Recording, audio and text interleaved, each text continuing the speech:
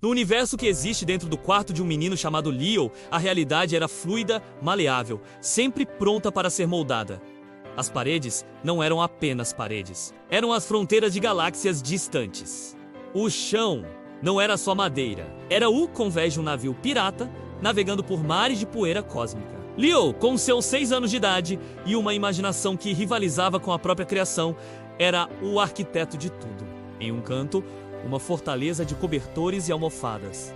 Não era um simples abrigo, mas o posto avançado Delta em um planeta de areia vermelha. De onde ele e seu fiel segundo em comando, o urso de pelúcia Capitão Fofuxo, observavam os céus de 3 luas. Os bonecos de ação não eram de plástico. Eram heróis e vilões com histórias complexas, passados trágicos e futuros incertos. O comandante estelar, por exemplo, ainda lamentava a perda de seu planeta natal, enquanto o vilão Dr. Sombra era secretamente movido por um desejo incompreendido de ser amado. Em sua mesa, pilhas de papel contavam sagas épicas. Um desenho de um cavaleiro solitário não era apenas tinta no papel. Era a crônica da jornada de Surgailan para recuperar a lágrima da estrela. O único artefato capaz de trazer a luz de volta ao seu reino sombrio. Para Leo, o banal era um convite para o mágico. O zumbido da geladeira era o motor de uma nave espacial se preparando para o salto hiperespacial. A sombra projetada pelo abajur era um dragão adormecido. Cada som, cada forma, cada cor era uma matéria-prima para o seu mundo vibrante e sem fim. A realidade de Leo era mais real, mais viva do que o mundo cinzento e previsível dos adultos. Ele não apenas via a magia, ele a tecia a cada respiração, a cada brincadeira, a cada arabisco. Mas então, algo começou a mudar. Foi sutil no início, como uma nota desafinada em uma sinfonia perfeita. Enquanto o comandante estelar estava em uma missão de resgate em seu tapete galáxia, sua pistola laser de plástico piscou. Por menos de um segundo, ela simplesmente deixou de existir. Então, voltou. Leo franziu a testa, balançou o brinquedo e continuou a brincadeira, descartando o evento como uma falha de seus próprios olhos. Dias depois, ele estava colorindo o pôr do sol sobre o castelo de Surgailan. Por um instante fugaz, o laranja vibrante que ele acabara de aplicar pareceu drenado, tornando-se um cinza pálido e doente, antes de sua cor normal retornar. Ele piscou, olhou para o lápis de cor, mas tudo parecia normal. As pequenas falhas continuaram. Pequenos soluços na tapeçaria da sua realidade. Foi então que ele ouviu o zumbido. Não era o zumbido familiar da geladeira. Era um som baixo, persistente, que parecia vir de lugar nenhum e de todos os lugares ao mesmo tempo. Um som que vibrava nos ossos.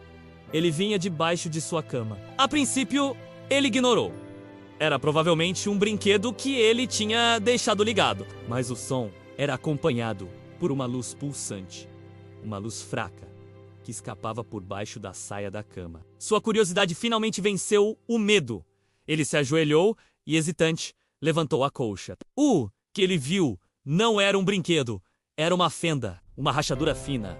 Não na madeira do chão, mas no próprio tecido do espaço. E a luz que emanava dela era uma antítese. Uma luz escura que não iluminava, mas parecia sugar a cor e o som ao seu redor. O zumbido ficou mais alto e as bordas da fenda cintilavam, devorando o vermelho do seu tapete, transformando-o em um cinza vazio antes de cuspi-lo de volta. Um pouco mais pálido do que antes, um calafrio percorreu sua espinha. A magia do seu quarto, pela primeira vez, parecia ameaçadora. Que começou como pequenas falhas, logo se tornou um colapso total. O zumbido da fenda sob a cama de Leo cresceu, transformando-se em um gemido dissonante que parecia rasgar o ar. A luz escura vazou, espalhando-se como uma mancha de tinta, e o mundo começou a se desfazer. Olhando pela janela, a rua lá fora não era mais sólida. As árvores, os carros, a casa do vizinho, tudo começou a se desfazer em pixels, como uma imagem de computador corrompida. Uma calçada sólida de repente se dissolveu em um vazio quadriculado antes de se recompor, mas torta, desalinhada. O latido de Rocky, o cachorro do vizinho, não era mais um som alegre. Tornou-se um eco distorcido repetindo-se em um loop digital que feria os ouvidos. O cheiro de biscoitos que sua mãe estava assando na cozinha desapareceu, substituído por um cheiro estéril de ozônio e nada. O pânico tomou conta de Leo. Ele correu para a sala de estar. Na parede, uma fotografia de família, um momento feliz congelado no tempo, estava se desvanecendo. O sorriso de sua mãe tremeluzia. As cores do rosto de seu pai escorriam como aquarela na chuva. Os contornos deles estavam se apagando. Ele tentou gritar, chamar por eles, mas sua voz não saiu. O som ficou preso na sua garganta, um nó de puro terror. Ele sentiu o chão sob seus pés ondular, a textura do tapete desaparecendo e reaparecendo. O medo era paralisante. Seu mundo, seu universo, cuidadosamente construído, estava sendo apagado. A realidade, que ele sempre pensou ser uma tela infinita para sua imaginação, estava sendo rasgada por um vazio que não criava, apenas consumia. Em meio ao caos crescente, paralisado pelo medo enquanto seu mundo se desintegrava, o olhar de Leo caiu sobre sua mesa. Em cima dela, seu caderno de desenho. A capa colorida, um farol de normalidade em um mar de falhas digitais e cores desbotadas. Uma ideia, uma faísca desesperada acendeu em sua mente. Com as mãos trêmulas, ele rastejou até a mesa. Pegou o caderno e seu lápis de cor favorito, o azul céu. Ele não pensou, apenas sentiu.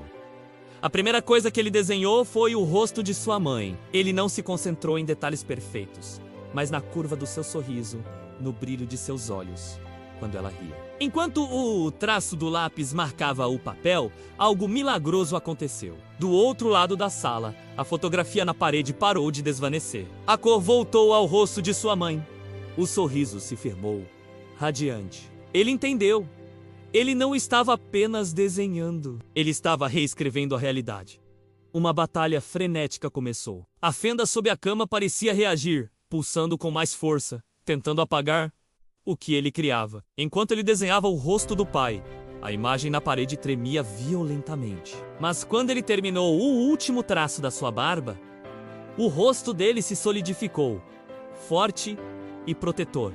Como sempre, começou uma montagem desesperada de criação. O vazio tentou apagar o cheiro de biscoitos, então ele desenhou uma fornada, saindo do forno, focando na memória do aroma doce e amanteigado. A fenda tentou silenciar o latido de Rock, e ele desenhou o cachorro abanando o rabo, lembrando-se do som feliz e caótico. Ele desenhou o abraço apertado de seu pai, a sensação áspera da barba contra sua bochecha. Ele desenhou o sabor do seu sorvete favorito de morango, a doçura gelada na língua. Ele desenhou a sensação do sol da tarde na sua pele, o calor suave e reconfortante. Ele desenhou a melodia da sua canção de ninar, as notas suaves flutuando no ar. Cada desenho era uma arma, forjada não com aço, mas com pura emoção, memória e amor. Era sua imaginação contra o nada. O Criador contra o Apagador. Após o que pareceu uma eternidade, a batalha chegou ao fim.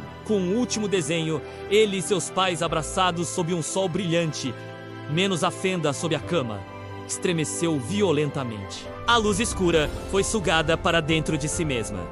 O zumbido dissonante subiu para uma nota aguda, e com um estalo suave, a rachadura na realidade se fechou. Um silêncio profundo e absoluto preencheu o quarto. Não um silêncio vazio de antes, mas um silêncio pacífico, cheio de presença. Leo caiu para trás, o caderno escorregando de suas mãos, completamente exausto. O lápis rolou pelo chão. Por um longo momento, ele apenas ficou ali, respirando. Então, ele olhou ao redor. O quarto estava como sempre, mas ao mesmo tempo, completamente diferente. A cor da sua coxa parecia mais rica. A luz do sol que entrava pela janela parecia mais quente.